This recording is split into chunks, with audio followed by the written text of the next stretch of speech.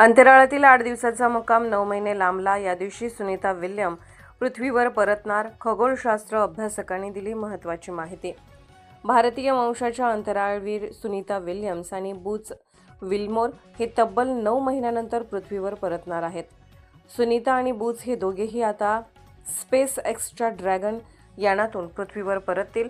दोघांनी गेल्या वर्षी 5 जून रोजी केप कॅनवरेल येथून बोईंगच्या नवीन स्टार लायनर कॅप्सूलमधून उड्डाण केले. ते 8 दिवसाच्या मिशनसाठी गेले होते. मात्र अंतराळ यानामधून हिलियमची गळती आणि वेग कमी झाल्यामुळे ते जवळपास 9 महिने अंतराळ स्थानात अडकले आहेत. त्यांच्या पृथ्वीवरील आगमनाची सर्वांनाच आतुरता होती. अखेर आता ते पृथ्वीवर परत येणार आहेत. पृथ्वीवर आल्यावर त्यांचं आयुष्य कसं असेल, कोणत्या परिस्थितीला सामोरं जावं लागेल, पृथ्वीवर परतण्याची प्रोसेस कशी असेल, याबाबत खगोलशास्त्र अभ्यासक लीना बोकेल नेमकं काय म्हणाल्या पाहूयात.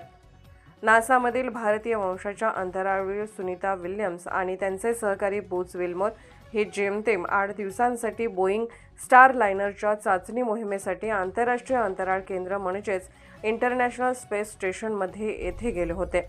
परंतु त्यांना अंतराळात जाऊन आता 9 महिने उलटून गेले तरी ते अद्याप पृथ्वीवर परत आलेले नाहीत. काही तांत्रिक बिघाड झाल्यामुळे त्यांना तिथेच थांबावं लागलं. अंतराळात अडकून पडलेल्या अंतराळवीर सुनीता विल्यम्स आणि बुच विल्मोर यांच्यासाठी परवाचा दिवस खास ठरला. नासा आणि स्पेस एक्सचे क्रू 10 मिशन सध्या आंतरराष्ट्रीय अंतराळ स्थानकात आहे. क्रू 10 मोहिमेतील अंतराळवीर फाल्कन 9 रॉकेटद्वारे ड्रॅगन अंतराळ यानातून ISS वर पोहोचले. यशस्वीरित्या डॉकिंग आणि हॅच उघडल्यानंतर अंतराळवीर सुनीता विल्यम्स आणि बुच विल्मोर यांना भेटले. या भेटीचे फोटो आणि व्हिडिओ सोशल मीडियावर व्हायरल होत आहेत. या आठवड्याच्या अखेरीस सुनीता आणि विल्मोर हे स्पेस एक्स कॅप्सूलद्वारे पृथ्वीवर रवाना होतील अशी अपेक्षा आहे. तब्बल 9 महिने इंटरनॅशनल स्पेस स्टेशनमध्ये अडकून पडल्यानंतर सुनीता विल्यम्स कशा पृथ्वीवर परत येणार याबाबत सर्वांनाच उत्सुकता लागली आहे. क्रू 10 वरील अंतराळवीर आंतरराष्ट्रीय अंतराळ केंद्रात काही वेळ संशोधन करतील. विल्यम्स व विल्मोर यांनी केलेलं संशोधन व माहिती ताब्यात घेतील.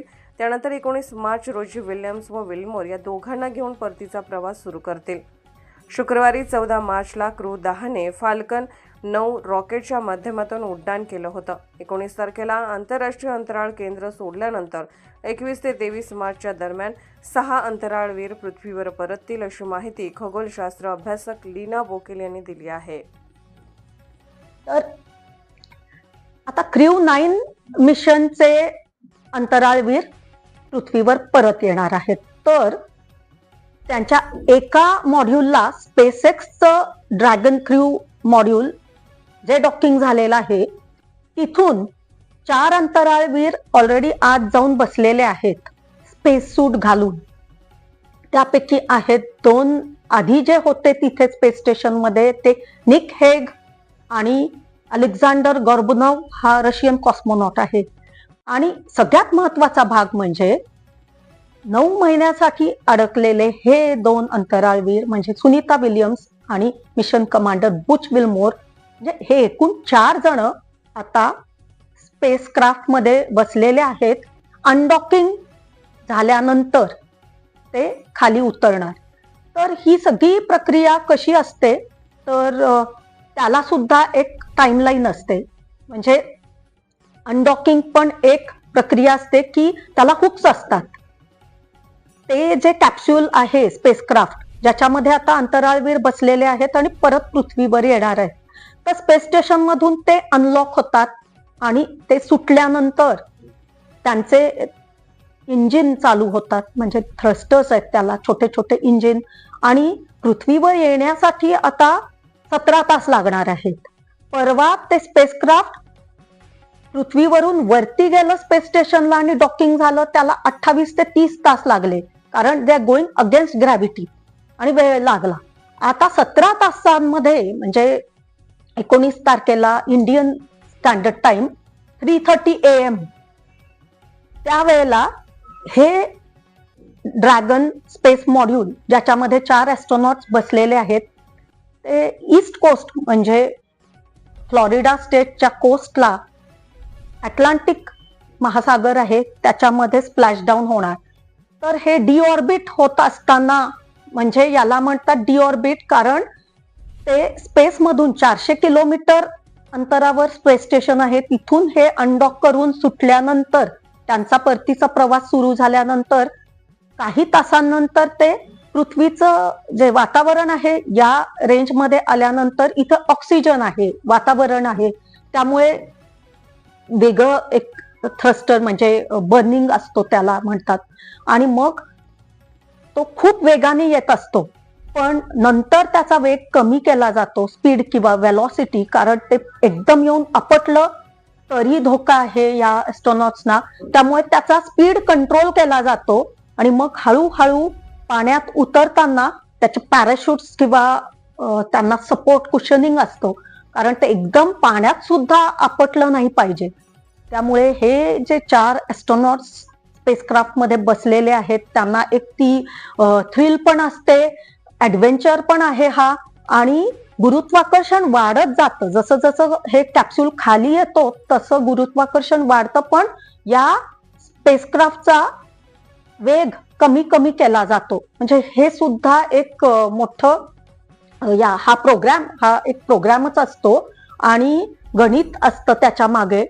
So it is all calculated आणि प्रिसिजन, म्हणजे अचूकपणे ते खाली पडलं पाहिजे आणि पाण्यात पडल्यानंतर थोडंच पाणी उडतं, म्हणजे स्प्लॅशडाऊन म्हणतात, आणि मग US नेव्हीचे लोक जातील आणि त्यांना रेस्क्यू करून जमिनीवर पुन्हा आणतील. आणि आता दीर्घकाळ स्पेसमध्ये राहिल्यामुळे या एस्ट्रॉनॉट्सना काय होऊ शकतं तर कॅल्शियम कमी होतं स्पेसमध्ये, बोन डेन्सिटी कमी होते किंवा कॅल्शियम डिप्लिशन म्हणतात, आणि गुडघे, आणि त्यांनी ना कधी ते आता 8-9 महिने जितका वेळ राहिले तिथे, तर हाताचा वापर पण असा फर्म ग्रिप, आपण ग्लास पकडतो, पेन पकडतो, पेन्सिल, चमचा, तसं केलेलंच नाहीये, त्यामुळे या गोष्टी ते विसरले आहेत. तर आल्यानंतर पुन्हा ही ट्रेनिंग दिली जाते, म्हणजे लहान बाळ जसं रांगायला शिकतं, बसायला शिकतं, चालायला लागतं, तसा हा पुन्हा सगळा प्रवास असतो, म्हणजे रिलर्निंग म्हणतात. हा अनुभव एक वेगळाच असतो, तो त्यांनाच माहिती आहे, those who go through it. तर परत आल्यानंतर काही दिवस क्वारंटाईन केलं जातं त्यांना, कारण तिथून बॅक्टेरिया रेडिएशनमुळे they can catch any illness, sickness, आणि तिथून काही प्रकारचे बॅक्टेरिया पण पृथ्वीवर येऊ शकतात. तर क्वारंटाईन केलं जातं त्यांना, आणि त्यानंतर त्यांना डॉक्टर्स पण मॉनिटर करतात, म्हणजे ब्लड प्रेशर आणि व्हायटल सगळे पॅरामीटर्स. पण हे सगळ्यात जास्ती फिटेस्ट लोक आहेत, हे जे अंतराळवीर असतात ते फिजिकली मेंटली फिट लोक असतात. नासा सिलेक्ट देम, किंवा सगळे space agencies for that matter, Russia, Japan, हे कोणाला सिलेक्ट करतात तर जनरली हे अंतराळवीर पायलट्स असतात.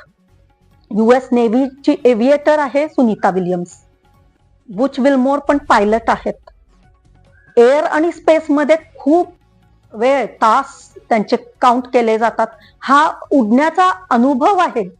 दे flew many important crucial aircraft. आणि तसेच अलेक्झांडर गोर्बुनोव पण पायलट आहेत, आणि निक हेग सुद्धा अनुभवी डेकोरेटेड एअरफोर्स ऑफिसर, US एअरफोर्सचे ऑफिसर. तर हे जे ॲस्ट्रॉनॉट्स ज्यांना सिलेक्ट केलं जातं पहिले, ते जनरली पायलट्स असतात, आणि जरी नसतील तरी त्यांना मग शिकावं लागतं. आणि हे प्रत्येकाचे एक एक क्वालिफिकेशन असतात. एक असतो सायंटिस्ट, एक असतो इंजिनियर, एक असतो मिशन स्पेशालिस्ट.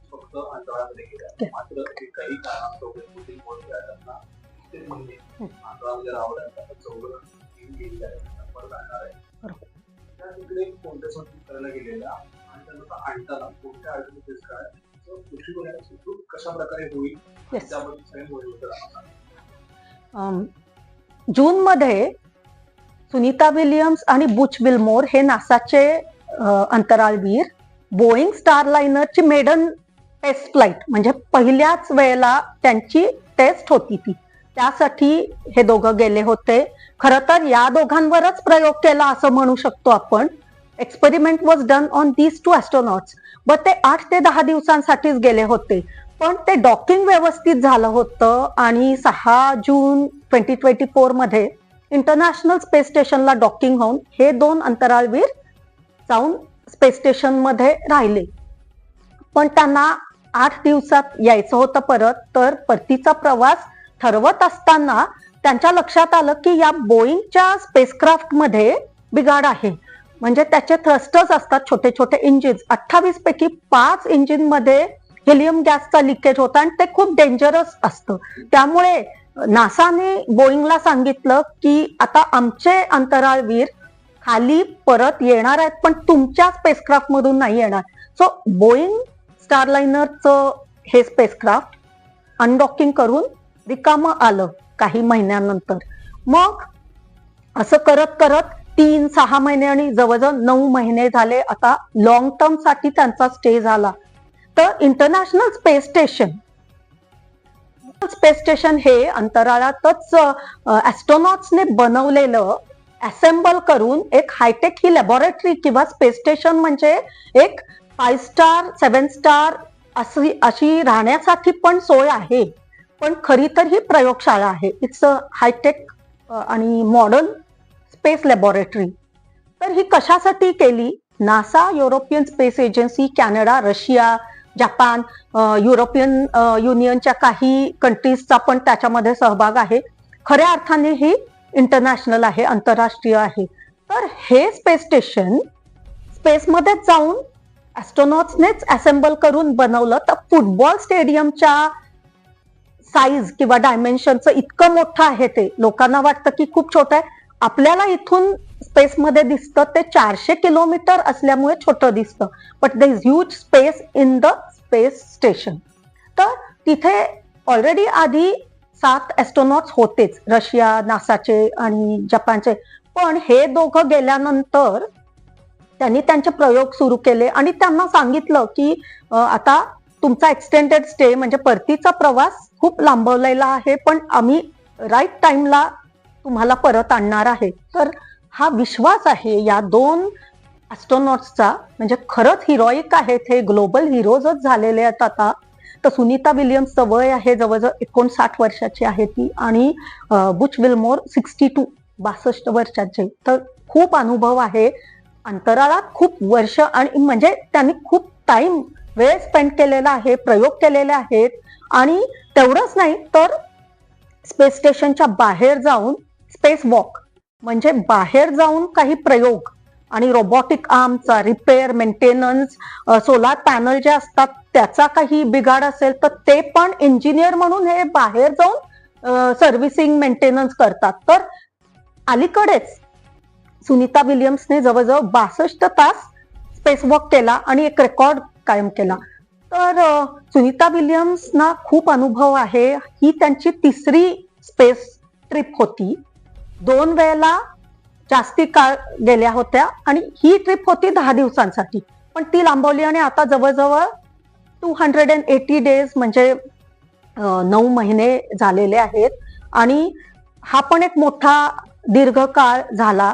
लोकांना वाटायचं की त्यांना तिथे जेवायला मिळतं की नाही, पण त्यांना ना अनक्रूड मॉड्यूल मधून सप्लाईज आणि प्रोव्हिजन, जेवण, फूड आणि सगळे प्रकार त्यांना पाठवले जातात. त्यामुळे ती काळजी नाही आहे. आणि स्पेस स्टेशन मध्ये जागा खूप आहे, त्यांचे सेक्शन्स असतात, बेडरूम्स, म्हणजे त्यांना तिथे तरंगतच असतात ते खरं तर. पण बेडरूम म्हणजे काय, तर त्यांच्या छोट्याशा केबिन मध्ये जायचं आणि बेडला स्ट्रॅप लावून झोपायचं. आणि 24 तास खरं तर टर्न बाय टर्न हे अंतराळवीर काम करत असतात. तर असं कार्य सुरू होतं. आणि सुनीता विल्यम्सने अनेक विज्ञानाचे प्रयोग केले. तिथे ग्रोईंग लेट्यूस म्हणजे त्यांना न आता पुढच्या वेळेला जेव्हा मोठ्या स्टेजसाठी इतर ॲस्ट्रॉनॉट जातील त्यांच्यासाठी सॅलड्स बनवून खायचे असतील तर सगळंच काही आपण सारखं पाठवू शकत नाही तिथे. तर ग्रोईंग क्रॉप्स इन स्पेस हा पण एक विषय आहे.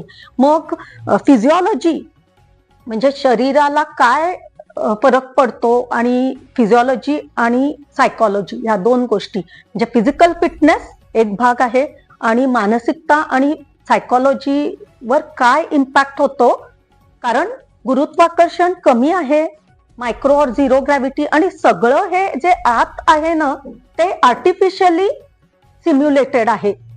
कृत्रिम वातावरण केलं जातं तिथे आणि त्यामध्ये हे राहतात आणि त्यांना जेवण मिळतं, पाणी पण जेवण अगदी थोडं थोडं खातात but very high protein and nutrition value. पाणी असे बबल्स बुडबुडे असतात. त्यांना एक्सरसाइज करायला पण ट्रेडमिल्स पण असतात. परतीचा प्रवास तुम्ही आता करता असणारी चौघांची टीम गेली. हो. तुम्ही परतीचा प्रवास कसा असणार आहे आणि आल्यानंतर त्याचं आयुष्य कसं असणार? आता बोईंगला बाजूला केल्यानंतर नासा आणि स्पेसएक्स मध्ये करार झाला आणि स्पेसएक्सच्या फॅल्कॉन 9 रॉकेटने क्रू 10 मिशन पाठवली. 16 तारखेला डॉकिंग झालं. 4 अंतराळवीर स्पेस स्टेशन मध्ये गेले. डॉकिंग झाल्यानंतर त्यांचं आत आगमन झालं आणि आता आज ते 4 जण इतर आणि एकाचं पायलटिंगच काम असतं तरी देखील त्यांना ना प्रयोग दिले जातात. They are assigned with experiments. मग स्पेसमध्ये नुसतं जाऊन राहायचं नसतं. They are working in space shift by shift. तर 8-8 तास वगैरे आणि उरलेला वेळ ट्रेडमिल किंवा व्यायाम केला जातो आणि ते करावंच लागतं. नाहीतर ते त्यांचा फिटनेस आणि बोन डेन्सिटी वगैरे इतकी कमी होईल. So 6 hours at least minimum exercise व्यायाम केला जातो तिथे आणि करावंच लागतं हे सगळं. जेवण आणि वेळेत सगळं असतं. डिसिप्लिन लाईफ आणि तिथे त्यांच्या सेक्शन मध्ये जाऊन ते त्यांच्याकडे एक लॅपटॉप असतो. त्यांच्या रूम मध्ये किंवा त्या केबिन मध्ये फॅमिलीचे फोटोग्राफ्स आणि सुनीता विल्यम्स परवाच सांगत होत्या इंटरव्ह्यू मध्ये की त्यांच्या आई बरोबर त्या बहुतेक रोज बोलत असतात फोनवर आणि त्यांचे husband. So they are communicating with the family. Emails आणि फोन कॉल चालू असतात त्यांचे. तर असं नाहीये की ते तिथे फसले होते, अडकले आणि संकटात होते, असं नाही. दे were not stranded as such. पण 8 ते 10 दिवसासाठी गेले होते आणि 8 ते 10 महिने लागले. म्हणजे विचार करा किती त्यांना चॅलेंजेस असतात. आणि सगळ्यात महत्वाचा भाग म्हणजे फिजिकल फिटनेस तर पाहिजेच. That is first and foremost condition. कारण बीपी आणि हार्टचे आणि काही तिथे जर त्रास आजार झाले आणि डायबिटीज वगैरे तर तिथे अजून वेगळा प्रकारचा त्रास होऊ शकतो. सो असे सिलेक्ट होतच नाहीत. हे क्रू मेंबर्स जे सिलेक्ट झालेले आहेत ते खूप अतिशय फिट आहेत आणि फक्त फिजिकली नाही तर मेंटली फिट आहेत. बॅलन्स लागतो. कारण स्थितप्रज्ञ आपण ज्याला म्हणतो म्हणजे Sunita Williams was saying in her interview की तुम्हाला परत आणणार आहोत आम्ही असं सांगितल्यावर तिला विचारलं होतं एका रिपोर्टरने की कसं वाटतं. तर प्रतिक्रिया दिली छान and yes we are happy. पण एकदम खूप ओव्हरजॉईड आणि एक्साइटमेंट अशी पण नाही. त्यांचा पल्स रेट हार्टबीट सुद्धा सगळं कंट्रोलमध्ये ठेवावं लागतं आणि डिप्रेशन येऊन आम्हाला उशीर वेळ लागतो. 6 महिने झाले, 8 महिने झाले, 9-10 महिने कधी आम्हाला परत आणणार पृथ्वीवर असं कधी कंप्लेनिंग आणि त्यांना म्हणजे वाटलं पण नाही. त्यांना फुल ट्रस्ट किंवा विश्वास आहे नासा किंवा त्यांच्या स्पेस एजन्सीवर. संपूर्ण विश्वास आहे की हे आम्हाला सुखरूप परत आणतील. त्यामुळे या गोष्टी खूप चॅलेंजिंग असतात आणि प्रत्येक गोष्ट आता अनडॉकिंगच्या वेळेला ती व्यवस्थित झालीच पाहिजे आणि त्याचा वेग सुद्धा एकदम खूप फास्ट पण नाही, खूप स्लो नाही, बरोबर परफेक्ट स्पीडनेच ते यान खाली आलं पाहिजे आणि परतीचा प्रवास स्मूथ झाला पाहिजे. आणि तो सुद्धा मॅन मशीन कॉम्बिनेशन असतं. जे माणूस कंट्रोल करतोच. हे पायलट जे आहेत तिथले आतमध्ये जे आता 4 अंतराळवीर आहेत त्यापैकी 2 जण हे यान खाली आणणार. पण तो भाग आहेच. पण मशीन्स आर ऑल्सो इन्व्हॉल्ड कारण त्याच्यामध्ये पण कम्प्युटर आहे. So it is all combination of man machine. आणि इंजिनिअरिंग मध्ये पण अनेक ब्रांचेस आहेत त्याच्यामध्ये म्हणजे mechanical, aeronautical, aerospace engineering, physics आणि खूप खूप गोष्टी असतात इन्व्हॉल्ड. इन्स्ट्रुमेंट्स, त्याचे थ्रस्टर्स, जे छोटे छोटे इंजिन्स आहेत, फायरिंग, बर्निंग. सो हे सगळं व्यवस्थित झालं की आता 17 तास लागणार आहेत आणि 3:30 वाजता Indian time 3:30 AM they will splash down आणि मग आल्यानंतर त्यांना परत आल्यावर एक वेगळंच आयुष्य नव्याने सगळं सुरू करावं लागेल. पण एक गोष्ट आहे, सुनीता विल्यम्स आणि बुच विल्मोर आता जवळजवळ 60 वर्षाचे आहेत. So they may not go back to space again. स्पेसचा हा त्यांचा शेवटचा प्रवास असेल. पण नंतर हे लोक काय करतात, दे आर इंजिनियर्स आणि स्कूल्स कॉलेजेसमध्ये जाऊन विद्यार्थ्यांना ते प्रोत्साहन देतात. दे इन्स्पायर यंगस्टर्स, यंग जनरेशन, आणि असं वेगळ्या प्रकारचं त्यांचं कार्य सुरूच राहील. आणि स्पेसमधून पृथ्वीवर परत आल्यानंतर हे दोघं ग्लोबल हिरोज झालेले असतील किंवा होणार आहेत. आणि माझा असा विश्वास आहे, आशा आहे की ते सुखरूप परत येतील. आणि best wishes to NASA and SpaceX. Thank you.